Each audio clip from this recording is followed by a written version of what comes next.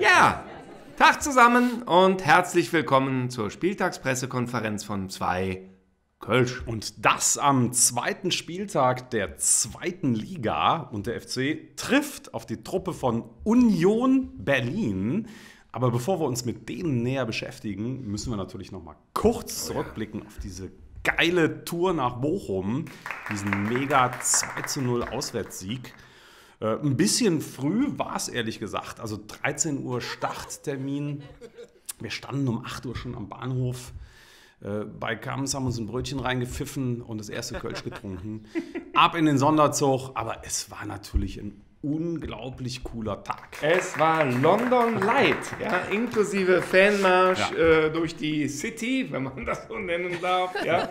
So, und natürlich mit einem viel, viel geileren Ergebnis.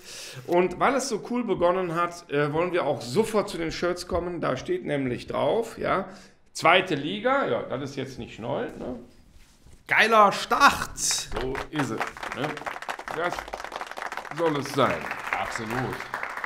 Ja, und ein geiler Start ist es natürlich nicht nur, was das Ergebnis des ersten Spiels anbelangt, sondern wir starten jetzt auch mit einem richtig spektakulären Heimspiel gegen einen attraktiven Gegner. Hoffen wir mal, dass es so weitergeht wie gegen Bochum. Bei uns geht es mit einer Veränderung weiter in der PK. Wir haben nämlich was Neues. Und zwar möchten wir euch zukünftig die Gegner der zweiten Liga, die man ja noch nicht so gut kennt, möchten wir euch besser vorstellen. Und wer kann die besser präsentieren als die gegnerischen Fans? In diesem Fall als die Unioner selbst. Genau, und deswegen haben wir die getrennt voneinander befragt. Ne? Und ich kann euch eines verraten, die haben wirklich was zu sagen. Hallo, liebe Fans des 1. FC Köln. Ich freue mich, euch endlich wieder in der zweiten Liga begrüßen zu können. Seid froh, dass ihr Hoffenheim, RB und Leverkusen hinter euch habt, dass ihr nicht mehr zur Hertha müsst, dass ihr jetzt an die alte Försterei könnt. Ehrlicher, echter Fußball, bedingungsloser Support mit guten Freunden, Bratwurst, Bierdusche und heiser sein am nächsten Tag. Der typische Unioner ist, glaube ich, auch jemand, der das Leiden am Spiel als Lebensphilosophie sieht. Also wir haben wenig gewonnen und viel verloren. Es ist tatsächlich so, dass Union für mich sowas ist wie Freunde haben, Freunde treffen, Bier trinken, Bratwurst essen. Wir sind Unioner, wir sind die Kranken, wir durchbrechen alle Schranken. Wir sind wirklich ein Schmelztiegel mit Menschen aus aller Herren Länder, Gesellschaftsschichten. Und das macht es auch spannend. Eine Sache muss man wirklich zugeben. Vollkommen richtig ist, dass es total geil ist, nicht mehr gegen Hoffenheim, Leipzig oder Leverkusen oder sowas spielen zu müssen. Und Wolfsburg sowieso nicht. Ja, weil es einfach cooler ist, gegen Traditionsvereine zu spielen, auch wenn wir keine große gemeinsame Geschichte haben.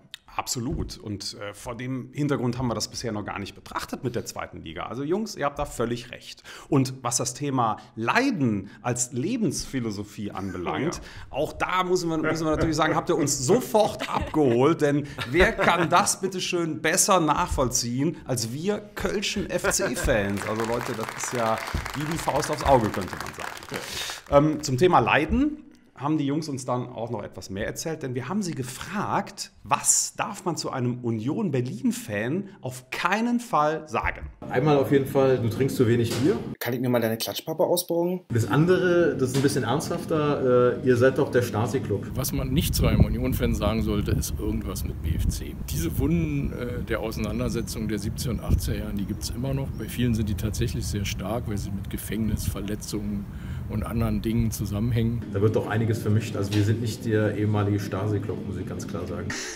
Das ist genau unser nächster Gegner im DFB-Pokal.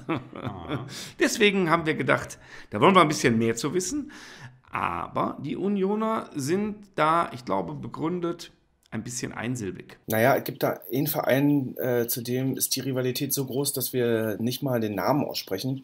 Allerdings spielen die Gott sei Dank schon seit geraumer Zeit überhaupt keine Rolle im Fußball. Ja, der einzige Feind von Union ist natürlich der Verein mit den Buchstaben B, F und C. Rekord-DDR-Meister, bla bla bla.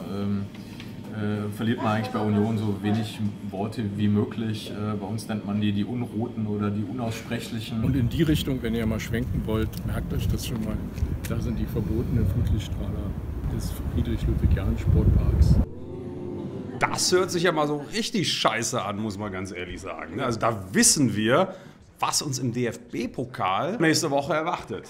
Aber jetzt freuen wir uns erstmal richtig auf das Spiel gegen Union. Genau. Obwohl die Freude natürlich nicht so weit geht, dass wir euch 3 Punkte wünschen. Wir wünschen uns gemeinsam ein paar Kölsch und uns erstmal 2 Kölsch. Auf 3 Punkte für den FC natürlich. Ja. Größerchen, Leute.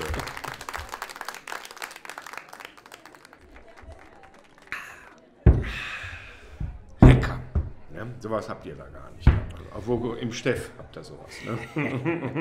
Nee, aber die haben gute Sachen geschickt, ne? Ja. Also muss man tatsächlich sagen. Richtig, ich glaube richtig. nicht, dass das jetzt bei jedem Verein so sein wird. Nee, so Was coole meinst du? Leute gibt es nur bei Vereinen, die wirklich Fankultur haben. Und das ist sehr, sehr geil. Ich bin gespannt, was von den anderen kommt, ne, wer sich beteiligt und wer uns den Stinkefinger zeigt. Ja. Wird eine spannende Saison. Ja, das nächste Heimspiel ist dann ja schon direkt 2 Wochen später gegen Aue. Mal gucken, was die liefern.